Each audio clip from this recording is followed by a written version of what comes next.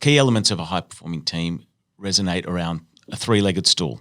And the three key elements are around trust, open and honest, transparent communication, and meaningful professional relationships. And the key there is around professional relationships. From an analogy perspective, obviously, if you're missing one leg of the stool, what's going to happen? It's going to fall down. So as a business leader, or even as a business owner, it's working with your team to work out, well, what does trust mean amongst our team? What does that actually mean to us? Like when we're operating with trust, what does that look like for us? When we talk about open and honest communication, well, again, how do we see that? And working out the boundaries of what is in and what is out. So often when we're doing training, for example, on something that seems to be like a compliant type area, like, for example, bullying and harassment, right? If we know what bullying is as a definition and repeated unreasonable behavior causing risk to health and safety, okay? If we know that that is the standard definition under the law. I didn't know that, but that's a pretty good standard definition. That's cool. There you go. And we're comfortable to appreciate that that is the definition. So then where do we stand then on banter? Where do we stand then on nicknames in the workplace? Where do we stand on touching people?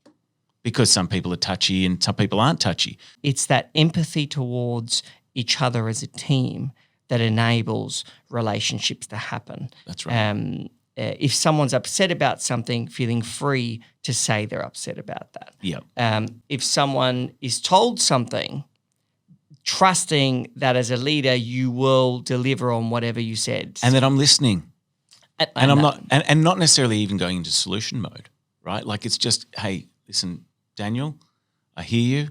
What support do you want from me as a leader? Because that's often what all they want to be.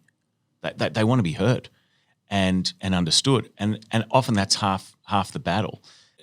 Another concept is sort of, and everybody would have sort of heard about this in their own sort of business worlds, is that iceberg theory, that if you don't drill deep to the person, if we only operate as a leader and as a manager or as an owner at the tip of the iceberg, all we're doing is reacting to behavior.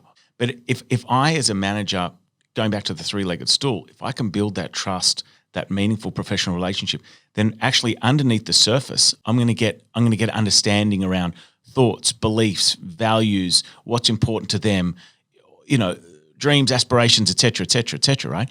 So it's really important that when we talk about engagement, that as leaders and owners of businesses, we're actually building what I would consider to be some sort of emotional connection.